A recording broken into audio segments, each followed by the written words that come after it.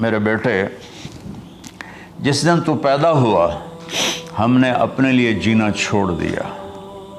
ہوئے ہوئے ہوئے ہوئے، ہم تیرے لیے جیے۔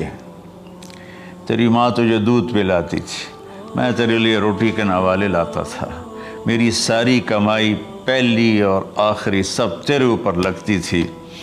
تجھے خوش دیکھتے تھے تو خوش ہوتے تھے، تجھے روتا دیکھتے تھے تو ہم روتے تھے۔ وَإِذَا ذَاقَتْكَ بِالسُّقْمِ لَيْلَةً لَمْ أَدْلِ سُقْمَكَ إِلَّا سَاهِرًا أَتَمَلْمَلُ۔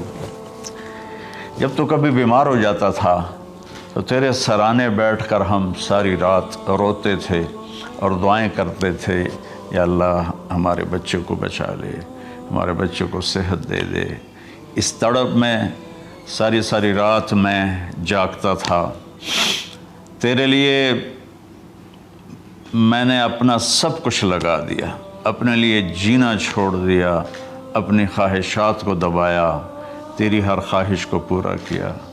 تجھے مسکرانے کے لیے، تجھے ہنسانے کے لیے میں دھکے دھوڑے کھاتا رہا، کبھی گرمی لو کی جھلسا دینے والی ریت اور کبھی سردی کے سرد ہوا کے تھپیڑے، لیکن میں ان دونوں سے گزرتا ہوا تجھے پالنے کی خاطر اپنے آپ کو کھپاتا رہا۔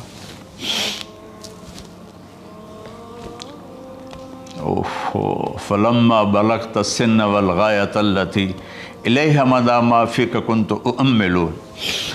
بیٹا، میں نے اپنے ہڈیوں کا رس بھی تیرے اندر ڈال دیا، صرف کمائی نہیں، میں نے اپنے ہڈیوں کا رس تیرے اندر ڈالا، میں نے جو کچھ تھا تیرے اوپر قربان کیا۔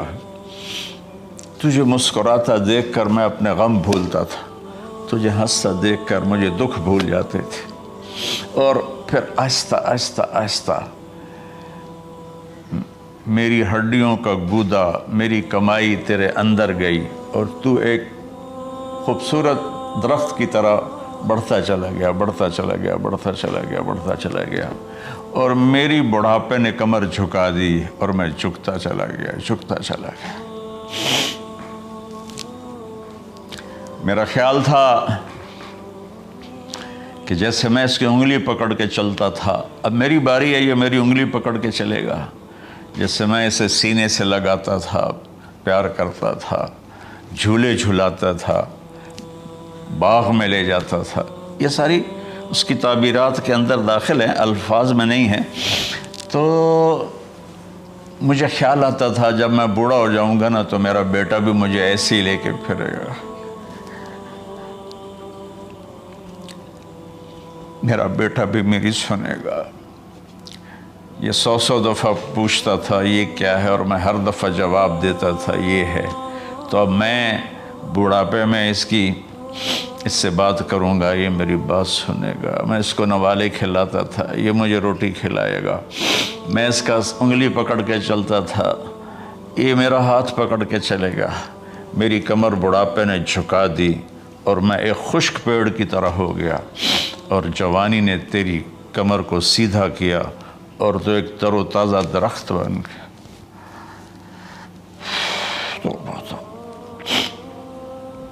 تو مجھے خیال آیا کہ میں نے 20 سال اس بچے کو پالا ہے، ابھی اپنی ماں اور باپ کو دیکھے گا، لیکن ایک دم اچانک کیا ہوا؟ فلما بلغت السن والغایۃ التی الیہا مدی ما فیک کنت اؤمل۔ جب تو اس عمر کو پہنچا جس میں ہماری امیدیں تیرے ساتھ لگ گئیں، ہمیں بڑھاپے نے بے آسرا کر دیا، اور تیری جوانی نے تجھے ہمت دے دی، تو ہمارا خیال آیا کہ اب یہ ہمارے ساتھ وہی کرے گا جو ہم نے اس کے ساتھ کیا۔ لیکن کیا ہوا؟ جعلت جزائی غلظۃ وفظاظۃ کأنک انت المنعم المتفضل۔ تو اتنا بدتمیز ہوا، تیری زبان چھری بن گئی، تیرا رویہ زہر بن گیا، اور میری ساری زندگی کی محنت کا بدلہ تو نے مجھے نافرمانی سے دیا، بد اخلاقی سے دیا، بدتمیزی سے دیا۔ میں حیرت بھری نظروں سے تجھے دیکھتا رہا اور میں اپنی پچھلی 20 سالہ زندگی کو جھٹلاتا رہا کہ میرے خیال میں میں اس کا نوکر ہوں اور یہ میرا مالک ہے، میں اس کا باپ نہیں، میں اس کا نوکر ہوں، کیونکہ ماں باپ کے ساتھ تو ایسا کوئی نہیں کرتا ہے، یہ میرا مالک ہے اور میں اس کا نوکر ہوں، اس لیے مجھے ڈانٹ رہا ہے۔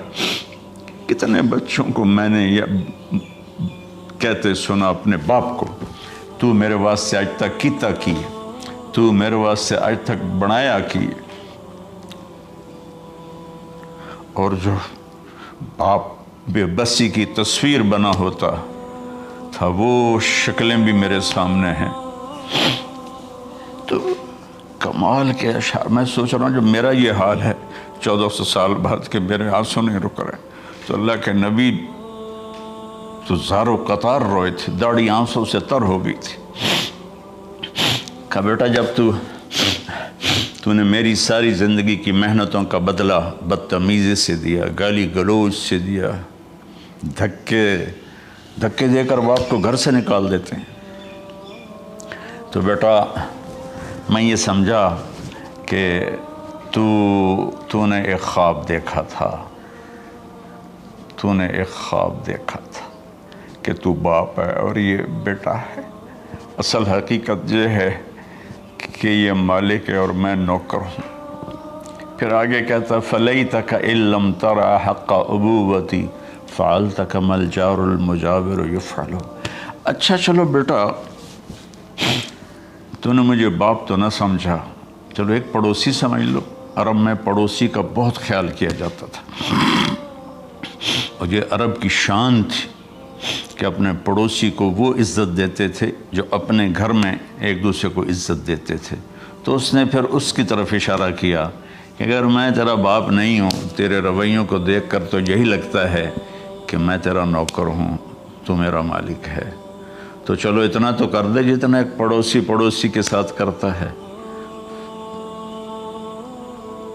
فَأَوْلَيْتَنِي حَقَّ الْجِوَارِ وَلَمْ تَكُنْ عَلَيَّ مِنْ دُونَ مَالِكَ تَبْخَلُ۔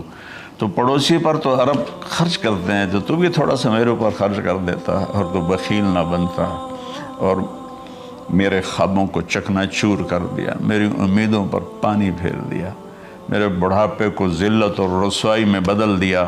اچھا میرا پتر جا خوش رہو۔ ماں باپ کہاں بد دعائیں کرتے ہیں؟ تو میرے نبی کی آنکھوں سے آنسو، یہ ساری داڑھی تر ہو گئی، تو آپ نے اس کے بچے کو گریبان سے پکڑا اور جھٹکا دے کر دھکا دے کر دفع ہو جا، انت و مالک لابیک، تو اور تیرا سب کچھ تیرے باپ کا ہے۔ حضرت علی رضی اللہ تعالیٰ عنہ سے کسی نے پوچھا کہ آپ کے بیٹے حسن کیسے بیٹے ہیں؟